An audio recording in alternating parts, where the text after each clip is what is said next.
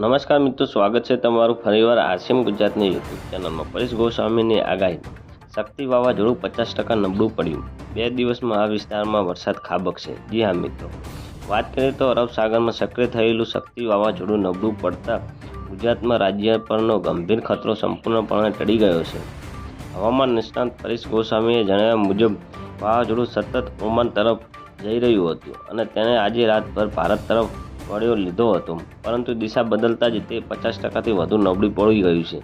જી હા મિત્રો, આ વાવાઝોડું ગુજરાતમાં દરિયા કિનારે ટકરાય અને લેન્ડ થયા તેવી હાલત કોઈ શક્યતા નથી, તેથી નાગરિકોને અફવાઓથી દૂર રહેવામાં અપીલ કરવામાં આવી છે। જો કે આ વાવાઝોડાનો ટર્ન અને ઉત્તર ભારત પર વેસ્ટર્ન ડિસ્ટર્બન્સના કારણે આવતીકાલે એટલે 7 અને પરમ દિવસે 8 તારીખ સુધી રાજ્યમાં દરિયાકાંઠા વિસ્તારો સહિત અન્ય ભાગોમાં છૂટાછવાયા વરસાદી ઝાપટા વરસી શકે છે।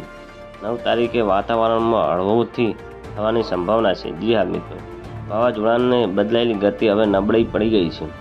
વાત કરીએ તો અરબ સાગરમાં સક્રિય થયેલું શક્તિ વાવાઝોડું આજે રાતથી તેની ગતિ દિશા બદલી ગઈ છે।